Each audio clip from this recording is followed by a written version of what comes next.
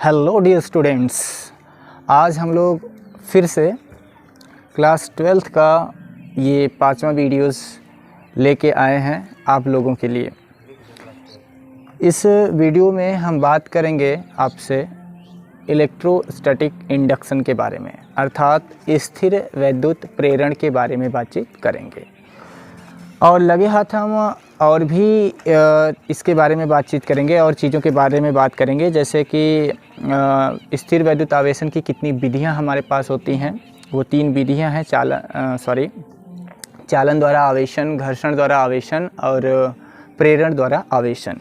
ये 3 विधियां भी हैं किसी भी कंडक्टर और इंसुलेटर पदार्थ को आवेशित करने के लिए। तो 1 बाय 1 हम चीज़ों को डिस्कस करेंगे।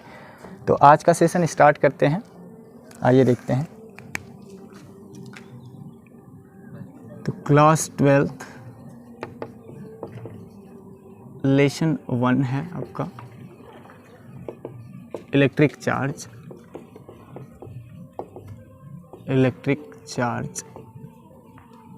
और ये पार्ट 5 वीडियो, ये 5वां वीडियो हम आपको प्रोवाइड करा रहे हैं,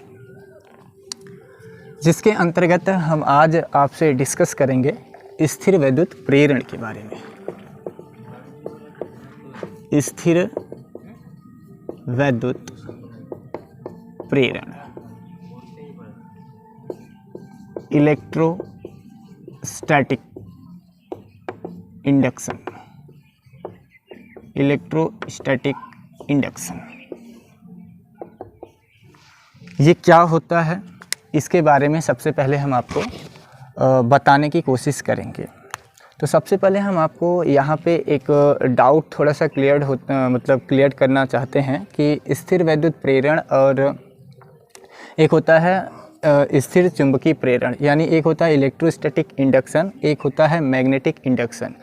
तो यहाँ पे इलेक्ट्रोस्टैटिक्स इंडक्शन एक दूसरी चीज़ है और मैग्नेटिक इंडक्शन एक दूसरी चीज़ है। उसे हम मैग्नेट वाले चैप्टर में कवर करेंगे, ठीक है। स्थिर वैद्युत प्रेरण का मतलब क्या है, तो नाम से ही स्पष्ट है। स्थिर का मतलब होता है रुका हुआ, वैद्युत मतलब होगा विद्युत यानी चार्ज, और प्रेरण का मतलब होगा किसी चीज़ को देख के क्या हो जाना, प्रेरित हो जाना, इंड्यूस्ड हो जाना, उसकी तरफ आकर्षित हो जाना, अट्रैक्ट हो जाना, ठीक है। तो स्थिर वैद्युत प्रेरण के अंतर्गत होगा कि जो भी आवेश होगा वो रुका हुआ होगा, लेकिन वो रुका हुआ आवेश किसी भी अदर बॉडी को देखकर या अदर बॉडी में किसी चार्ज के प्रेजेंट होने की वजह से उसकी तरफ अट्रैक्ट अथवा रिपेल हो जाएगा। तो सबसे पहले स्थिर वैद्युत प्रेरण को स्टार्ट करने से पहले आपके दिमाग में ज़रूर ये बात स्टार्ट हो रही होगी, या फिर ऐसा कोई क्वेश्चन उत्पन्न हो रहा होगा कि सर इलेक्ट्रोस्टैटिक्स की खोज किसने की, इसके खोजकर्ता कौन है, कि किसने इस घटना को खोजा, या फिर कई सारे साइंटिस्ट ने मिलकर इसको दिया था। ऐसा बहुत सारे क्वेश्चंस आपके दिमाग में उत्पन्न हो सकते हैं।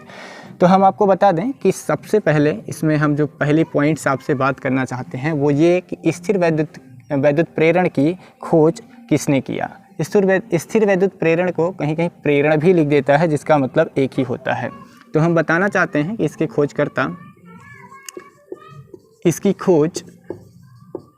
इसकी खोज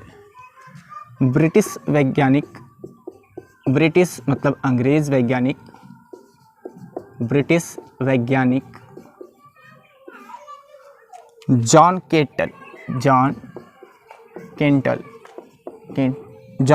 केंटन और स्वीडिश प्रोफेसर स्वीडिश देश के प्रोफेसर जोहान कार्ल विल्के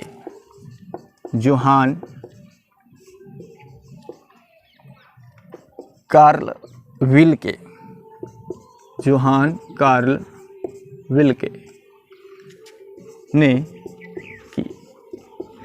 इन दोनों ने मिलके, ब्रिटिश वैज्ञानिक जॉन केंटन और स्वीडिश प्रोफेसर जोहान कार्ल विल्के ने इलेक्ट्रोस्टैटिक्स इंडक्शन अर्थात स्थिर वैद्युत प्रेरण की खोज की। 1753 ईस्वी में ब्रिटिश वैज्ञानिक जॉन केंटन ने सबसे पहले इसकी खोज की, फिर बाद में स्वीडिश प्रोफेसर जोहान कार्ल विल्के ने इसकी खोज को उसी क्रम में आगे बढ़ाया। इसीलिए नाम दोनों का ही आता है, ठीक है, जॉन केंटन का भी आता है और स्वीडिश प्रोफेसर जोहान कार्ल विल्के का भी नाम आता है। इसके बाद हम यदि बात करें कि ये स्थिर वैद्युत प्रेरण है क्या, इसे कैसे समझेंगे, इसकी डिफिनीशन बताने से पहले, जैसा कि हम हर एक वीडियो में हर एक टॉपिक में ये काम करते हैं कि हम आपको किसी भी चीज़ को विथ एग्जाम्पल यानी उदाहरण के माध्यम से समझाना चाहते हैं, ताकि यदि आपको उदाहरण समझ में आ जाएगा, अच्छे से उदाहरण आपको समझ में आ जाएगा, तो आप खुद ब खुद इसकी डिफिनीशंस अपने शब्दों में बयां कर सकते हैं या फिर लिख सकते हैं।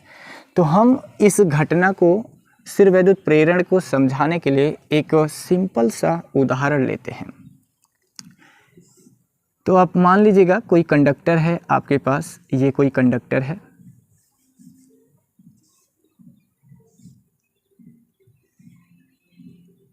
मान लीजिए ये कोई सा एक चालक है, मतलब सुचालक कह लीजिए या फिर चालक कह लीजिए। ये कोई चालक पदार्थ है और ये चालक पदार्थ को हमने किसी कुचालक स्टैंड है, इस कुचालक स्टैंड पर इसको हमने क्या किया है, रख दिया है। ये कोई चालक है,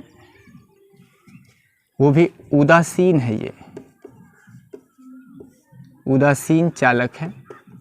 उदासीन कहने का मतलब ये नहीं कि इसमें चार्जेज उपलब्ध नहीं है, इसमें चार्जेज उतना ही है, चार्जेज इसमें उपलब्ध है, इसमें number of electron is equal to number of proton है, इसी वजह से हम इसे क्या कह रहे हैं, उदासीन। ऐसा मत कहिएगा कि इसके अंदर चार्ज नहीं है, इसके अंदर भरपूर मात्रा में चार्ज है, जितना प्लस है उतना ही क्या है, माइनस। तो ये कुचालक हत्था है, कुचालक स्टैंड कह लीजिए, कुचालक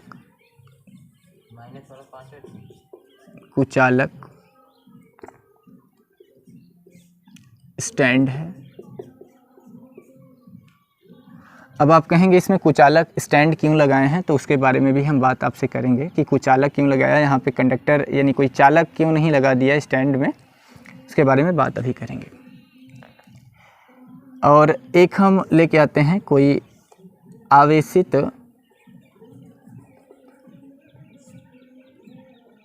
ग्लास का रॉड लेके आ जाते हैं। इसको एज्यूम करिएगा कि ये आपका ग्लास रॉड है। तो यदि ग्लास रॉड हम लेके आएंगे तो इसके बारे में हमने आपसे डिस्कस किया था कि ग्लास रॉड को जब हम किसी सिल्क क्लॉथ से रगड़ते हैं तो ग्लास रॉड पर पॉजिटिवली चार्ज आ जाता है और जो रेशम का कपड़ा होता है उस पर नेगेटिवली चार्ज आ जाता है। इसका वजह भी हमने बताया था। तो यहाँ पे ये सिल्क से रब किया हुआ यानी रेशम से रगड़ा हुआ ये कांच का धनावेशित छड़ है। ये क्या है, कांच का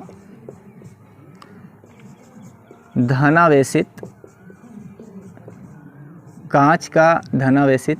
छड़। ठीक है, अब इस चीज को समझिएगा आप।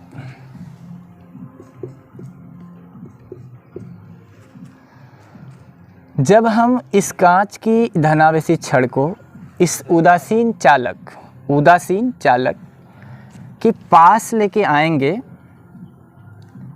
तो घटना क्या घटेगी कि जब ये प्लस वाला जो कांच की धनावेशित छड़ है जब इस उदासीन चालक के पास जाएगी तो इसमें जितना भी इलेक्ट्रॉन्स उपस्थित होंगे वो सारे के सारे इलेक्ट्रॉन्स इस पॉजिटिव जो कांच की छड़ है इसकी तरफ क्या होंगे, अट्रैक्ट होंगे, आकर्षित होंगे। याद रखिएगा कि इसे टच नहीं कराना है, इसे छुआना नहीं है, इसे केवल दूर ही रखना है। या तो ये पॉजिटिव हो सकता है या तो निगेटिव हो सकता है। तो हमने पहले एग्जांपल समझाने के लिए कांच की छड़ लिया है जो कि ऑलरेडी क्या है, पॉजिटिवली चार्ज्ड है। तो यदि ये धनावेशित है तो जब इसके अंदर जो निगेटिवली चार्ज्ड होंगे इस धन वाले की वजह से इसकी तरफ क्या होंगे, खींचे आ जाएंगे। और जब ये नेगेटिव चार्ज, जब ये नेगेटिव चार्ज इसकी तरफ अग्रसर होंगे यानी इस प्लस की तरफ आएंगे, तो जहाँ से ये निकलेंगे, क्योंकि जब प्लस वाले को प्रतिकर्षित करेगा, तो प्लस वाले चार्ज इस प्लस वाले चार्ज के वजह से इसके जो आपका छड़ होगा, उदासीन चालक होगा, या फिर आप कहिए छड़ है, कोई चालक या छड़, इसको छड़ भी आप मान सकते हैं, धातु का छड़, तो इस पर जो प्लस चार्ज होगा इसके प्रतिकर्षण की वजह से ये दूर चला जाएगा, और इसके आकर्षण की वजह से इसके अंदर के जो नेगेटिवली चार्ज होंगे वो इस किनारे पर, या इस यूँ कहिए कि इसकी तरफ आ जाएंगे। क्यों? क्योंकि प्लस और माइनस में क्या होगा? अट्रैक्शन, और प्लस प्लस में क्या होता है? रिपल्सन, यानी प्रतिकर्षण। ठीक है, इस चीज़ को आप ऐसे भी समझ सकते हैं, इस घटना को आप ऐसे भी समझ सकते हैं जैसे कि इस वाले को, ये जो कांच का धनावेशी छड़ है, इसको आप एज्यूम करिए कि ये कोई नायिका है, बोले तो हीरोइन है। ठीक है, वो हीरोइन नहीं जो नशा वाली होती है, नशा करते हैं, समझ रहे हैं, वो वाली नहीं जो फिल्मों में होती है। और इस वाले को समझ लीजिएगा कि ये क्या है आपका, ये जो मैंने चालक लिखा है इसको नायक बोले तो हीरो मान लीजिएगा। ठीक है, अब ये हीरो जब इस नायिका को देखेगा तो आपको पता है कि कुछ कुछ होता वाली फिल्म यहाँ पे शुरू हो जाएगी। समझ पा रहे हैं? अर्थात इसके अंदर जितने भी प्लस चार्ज होंगे, जब चूँकि नायिका को हमने प्लस ले लिया है एज समझाने के लिए आपको, ठीक है, ऐसा मत कहिएगा कि नायिका नेगेटिवली चार्ज होगी, नायिका को आप प्लस माइनस यहाँ कुछ भी समझाने के लिए क्यों लिए हैं। तो क्या घटना क्या घटेगी कि इसके अंदर के जो नेगेटिवली चार्ज होंगे वो खींचे चले आएंगे नायिका की तरफ। भाई अट्रैक्शन होगा ना, तो ये इसकी तरफ आ जाएंगे। अर्थात जो नेगेटिवली चार्ज्ड होंगे, नेगेटिवली चार्ज्ड वाले को आप हीरो मान लीजिएगा, पॉजिटिवली को आप नायिका मान लीजिएगा। तो ये इसकी तरफ इस किनारे पर आ जाएंगे, और जो समान वाले हो जाएंगे नायिका वाले, वो तो दूर चले जाएंगे। ठीक है, आई होप कि आप मेरी बात समझ रहे होंगे। तो क्या होगा जब आप इस कांच की धनावेशी छड़ को इस उदासीन चालक के पास लेके आएंगे, ये चालक होगा, सुचालक जिसे कहते हैं, तो कांच की छड़ पर उपस्थित जो आवेश होगा उसके ठीक जो सामने वाला हिस्सा होगा चालक का, उस पर ठीक विपरीत प्रकृति का आवेश उत्पन्न हो जाएगा, और उसी चालक के विपरीत सिरे पर वैसा ही और उतना ही विपरीत आवेश उत्पन्न होगा जैसा कि कांच की धनावेशी छड़ पर उत्पन्न होगा। याद रखिएगा कि इससे पहले भी हमारा कांच का जो उदासीन चालक था उस पे नंबर ऑफ इलेक्ट्रॉन और नंबर ऑफ प्रोटॉन पहले भी इक्वल थे, और इस कांच की धनावेशी छड़ को लेकर आने पर भी उसमें number of electron is equal to number of proton रहेगा। बस अंतर इतना ही होगा कि जो प्रोटॉन और इलेक्ट्रॉन डिस्ट्रीब्यूट थे, चारों तरफ फैले हुए थे, उनको इस धनावेशित कांच की छड़ को लेके आने पर ये क्या हो जाएंगे कि जो प्लस वाला यदि ये होगा तो ये माइनस वाला इस किनारे पर इसके पास में आके अट्रैक्ट हो जाएगा इसकी तरफ, और जो प्लस वाला होगा प्रतिकर्षण के कारण इसे दूर वाले यानी दूसरे वाले किनारे पर जाके इकट्ठा हो जाएगा। ठीक है, तो आप यूँ समझिए कि जब हम किसी कंडक्टर बॉडी को किसी अचालक या यूँ कहिए कुचालक जो कि धनावेशित है पदार्थ को किसी चालक जो उदासीन चालक है उसके पास लेके आते हैं, तो इस चालक में पहले सिरे पर उतना ही विपरीत प्रकृति का आवेश उत्पन्न हो जाता है तथा इसके दूसरे सिरे पर ठीक वैसा ही प्रकृति का आवेश उत्पन्न होता है जैसा कि हम पदार्थ या कुचालक पदार्थ लेकर आते हैं। बात समझ पा रहे हैं? एक बार फिर से समझिए इसकी डिफिनीशन आप कैसे लिखेंगे कि जब हम किसी धनावेशित छड़ को, धनावेशित कांच की छड़ को, ये कांच की छड़ है, धनावेशित कांच की छड़ को किसी उदासीन चालक के पास लेकर आते हैं तो चालक के पहले वाले सिरे पर, चालक के पहले वाले सिरे पर कुचालक पदार्थ के विपरीत आवेश उत्पन्न हो जाता है, जबकि चालक के दूसरे सिरे पर ठीक उसी प्रकृति का आवेश उत्पन्न होता है जिस प्रकृति का कुचालक पदार्थ हम लेकर आते हैं। या यूँ कह लीजिए कि यदि पहले सिरे पर, पहले वाले सिरे पर, चालक के पहले सिरे पर यदि प्लस आवेश उत्पन्न होगा तो उसके दूसरे वाले सिरे पर माइनस चार्ज उत्पन्न हो जाएगा। या फिर यदि चालक पदार्थ के पहले वाले सिरे पर यदि ऋण आवेश उत्पन्न होगा तो उसके दूसरे सिरे पर ठीक उतना ही प्लस चार्ज उत्पन्न हो जाएगा। यही है इलेक्ट्रोस्टैटिक इंडक्शन की ये घटना। इसके अंतर्गत बस यही होगा कि हम किसी भी उदासीन पदार्थ को टेम्पोररी रूप से और अस्थायी रूप से उसे हम कुछ क्षण के लिए आवेशित कर सकते हैं, जिसकी वजह से इसमें जो चार्ज होगा वो कुछ देर तक इकट्ठा होगा। तो कहेंगे दैनिक जीवन में इसका उपयोग कहाँ है? तो भाई इसका उपयोग भी हमारे दैनिक जीवन में है। जैसे इलेक्ट्रोफोरस, इलेक्ट्रोफोरस एक प्रकार का इलेक्ट्रोस्टैटिक जनरेटर होता है, इलेक्ट्रोस्टैटिक जनित्र होता है, जिसकी सहायता से हम आवेशों को इकट्ठा करते हैं। इलेक्ट्रोस्टैटिक चार्ज जो होते हैं उन्हें इकट्ठा किया जाता है with the help of electrostatic induction. जो इलेक्ट्रोफोरस हमने बताया ये एक तरह का एक उपकरण है जिसे हम कहते हैं एक जनरेटर, जनित्र होता है, इलेक्ट्रोस्टैटिक जनित्र होता है, जिसकी सहायता से हम इलेक्ट्रोस्टैटिक इंडक्शन वाली विधि को लागू करके उसमें स्थिर वैद्युत आवेश को इकट्ठा किया जाता है। तो केवल इलेक्ट्रोफोरस या इलेक्ट्रोफोर ही नहीं बल्कि वान डे ग्राफ जो हम आपको अगला चैप्टर जब पढ़ाएंगे हम आपको, तो उसमें हम वान डे ग्राफ जनित्र के बारे में भी बातचीत करेंगे। तो वान डे ग्राफ जनित्र भी है जो स्थिर वैद्युत प्रेरण के अंतर्गत आता है, उसका उदाहरण है। एक और भी इसके उदाहरण है विम्स हर्ट्ज प्रभाव मशीन। विम्स हर्ट्ज प्रभाव मशीन जो है उसकी खोज स्वीडिश प्रोफेसर जोहान कार्ल विल्के ने ही की थी।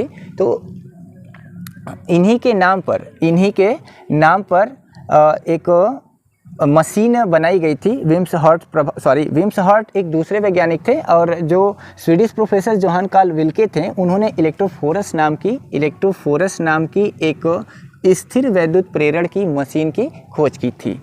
तो पहले हम इसका डिफिनीशन आपको लिखते हैं, इसके बाद हम आपको बताएंगे कि इसके उदाहरण कौन कौन से हैं, इसका दैनिक जीवन में उपयोग कहाँ है स्थिर वैद्युत प्रेरण का। आइए इसकी डिफिनीशन बनाते हैं।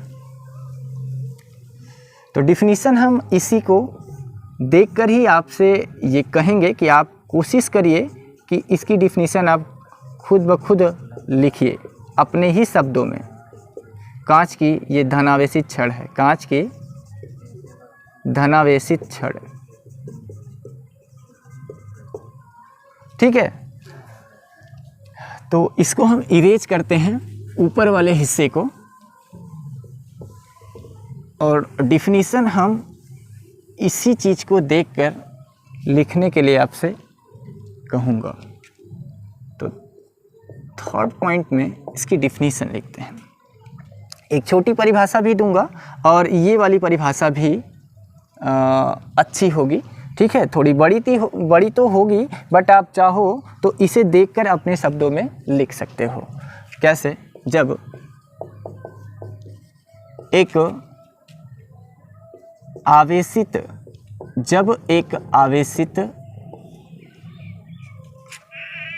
पदार्थ को किसी अनावेशित चालक,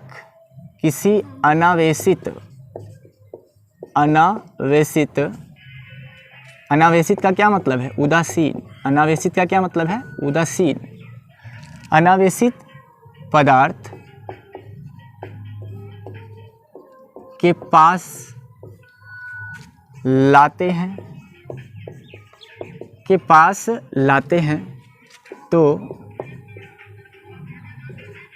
उदासीन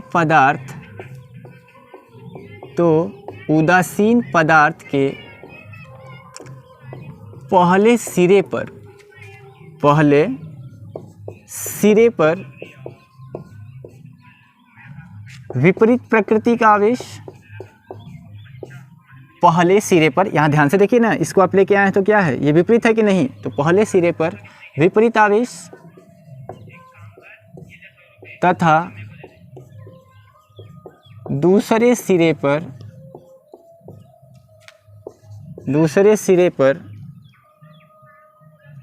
आवेशित पदार्थ, दूसरे सिरे पर आवेशित पदार्थ पर आवेशित पदार्थ की प्रकृति, आवेशित पदार्थ की प्रकृति का आवेश आ जाता है।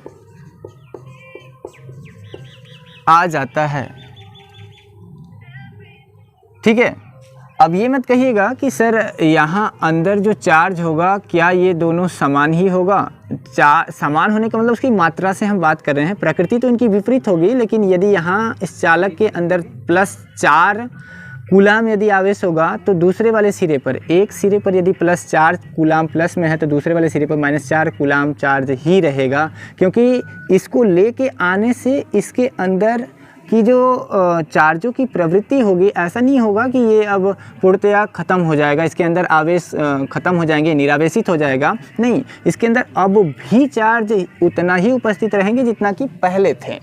बस अंतर यही होगा कि जो चार्ज डिस्ट्रीब्यूट थे वो एक एक जगह पे कलेक्ट हो जाएंगे, एक एक जगह पे इकट्ठा हो जाएंगे। ठीक है, ये तो एक थी ये स्थिर वैद्युत आवेशन की एक मतलब परिभाषा थी पहले वाली, इसे ही आगे लिख सकते हैं, इसे ही स्थिर वैद्युत प्रेरण कहते हैं, इसे ही स्थिर वैद्युत प्रेरण कहते हैं। ये परिभाषा जो मैंने लिखा है, आपको लग रहा होगा कि ये काफ़ी बड़ी है, तो ये परिभाषा खुद ब खुद आप अपने शब्दों में भी लिख सकते हैं। ये बड़ी इसलिए है क्योंकि इसको हमने अपने ही शब्दों में लिखा है। अपने ही शब्दों में लिखने का ऐसा मतलब नहीं कि ये गलत है, ठीक है, ये सही है। इस तरह से भी डिफिनीशन आप अपने शब्दों में लिख सकते हैं यदि चीज़ें आपको अच्छे से क्लियर हो रही हो तब। या इसकी एक छोटी परिभाषा भी है, मैं उसे भी लिख देता हूँ यहाँ पे। एक छोटी डिफिनीशन भी है कि आवेशित पदार्थ की उपस्थिति में,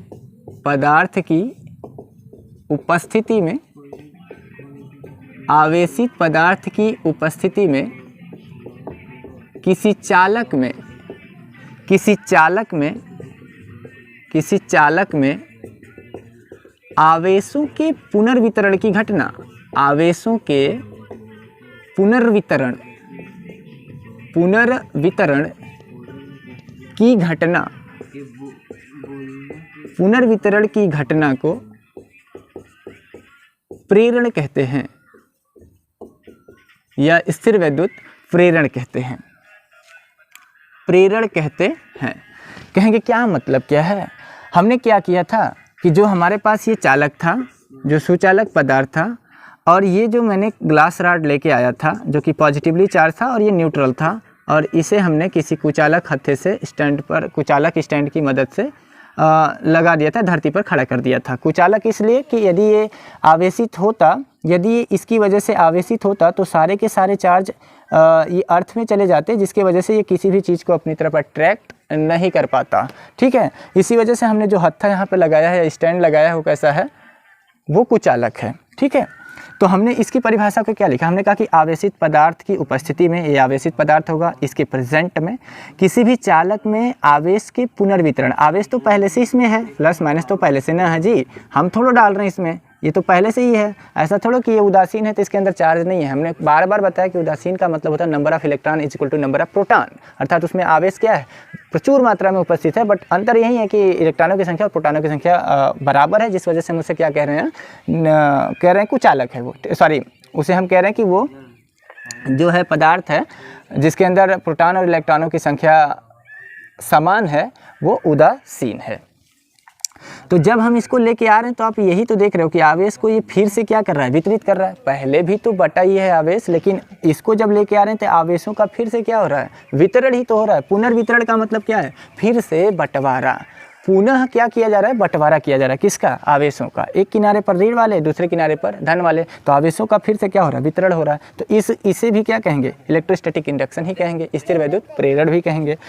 ठीक है, इसके कुछ उदाहरण भी हैं, मैं उस उदाहरण को लिख देता हूँ। मैं उदाहरण लिख देता हूँ, इसका यूज कहाँ है, इसका उपयोग आप लिख लीजिएगा कि स्थिर वैद्युत प्रेरण जो हम पढ़ रहे हैं इसका उपयोग कहाँ करते हैं। इसका उपयोग है इलेक्ट्रोफोरस। इलेक्ट्रोफोरस या इलेक्ट्रोफोर एक प्रकार का उपकरण होता है जिसकी सहायता से आवेशों को इलेक्ट्रोस्टैटिक में स्थिर वैद्युतिकी के अंतर्गत आवेशों को इकट्ठा करने का कार्य किया जाता है। दूसरा वान डे ग्राफ, जिसको हम अगले चैप्टर में आपको क्या करेंगे, पढ़ाएंगे। वान डे ग्राफ जनित्र, आपने नाम सुना होगा, वान डे ग्राफ जनित्र। इसकी खोज किसने किया था, तो जो वैज्ञानिक थे, कहाँ के, स्वीडिश के जो प्रोफेसर थे जोहान कार्ल विल्के, उन्होंने ही इसकी क्या की थी, खोज की थी। और एक है विम्स हॉर्स प्रभाव मशीन। विम्स हॉर्स प्रभाव मशीन, इसकी खोज विम्स हॉर्स नाम के वैज्ञानिक ने की थी। इन तीनों की सहायता से हम आवेशों को क्या करते हैं, इकट्ठा करने का कार्य करते हैं। ठीक है, तो एक नोट लिख लीजिएगा, एक नोट आप लिखेगा कि जब हमने दिखाया कि मान लीजिए यदि ये चालक है आपके पास और यहाँ पे कोई आप मान लीजिए ग्लास रॉड ही लेके आते हैं जो कि पॉजिटिवली चार्ज है।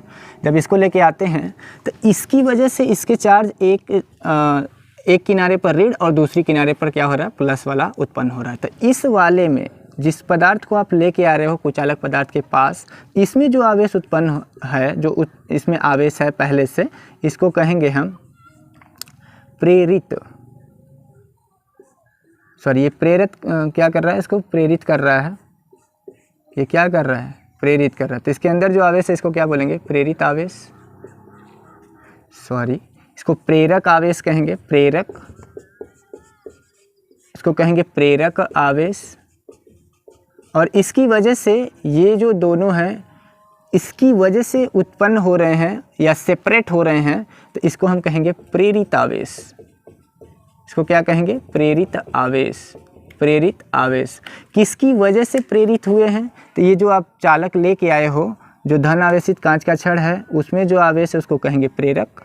और जिसकी वजह से ये दोनों में आवेशों का डिस्ट्रीब्यूशन हुआ है, तो इनमें जो आवेश उत्पन्न होगा उसका नाम होगा प्रेरित आवेश। ठीक है, ऐसे समझ लीजिए कि आप किसी भी चीज़ को देख के जब आपका मतलब मूड नहीं लग रहा है, तो आप क्या करते हैं कि किसी मोटिवेशनल वीडियोज़ को यदि देख रहे हैं, तो वो जो बता रहा है, जिसकी बातें आप सुन रहे हैं, वो आपको क्या कर रहा है, प्रेरक का काम करेगा। वो आपके अंदर जो दबी हुई एनर्जी है उसे उभारने का कार्य करेगा, तो वो एज ए हो गया आपका प्रेरक।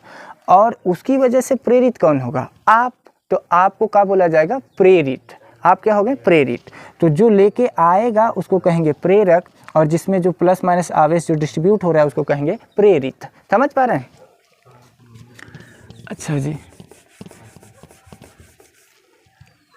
तो कल के टॉपिक में इसी की विधियां हैं, इलेक्ट्रोस्टैटिक्स इंडक्शन की कुछ विधियां हैं जिसके बारे में हमें क्या करना है, पढ़ना है। तो नेक्स्ट वीडियोस में हम आपसे बात करेंगे इलेक्ट्रोस्टैटिक्स की जो 3 विधियां हैं, घर्षण द्वारा आवेशन, चालन द्वारा आवेशन और प्रेरण द्वारा आवेशन। इन विधियों के बारे में नेक्स्ट वीडियोस में बातचीत करेंगे, क्योंकि ये वीडियो ज़्यादा लंबा हो जाएगा। इस वजह से हम आपको आज इस सेशन में केवल और केवल एक ही टॉपिक पर वीडियो बना के प्रोवाइड करा रहे हैं। ठीक है, और एक बात और कि यदि आपको हमारे द्वारा दी गई वीडियोस पसंद आ रही हों, अच्छी लग रही हों, तो चैनल को सब्सक्राइब करिए और लाइक कीजिए। और कोई भी डाउट आपके अंदर हो तो उसे कमेंट बॉक्स में ज़रूर मेंशन कीजिए। थैंक्स।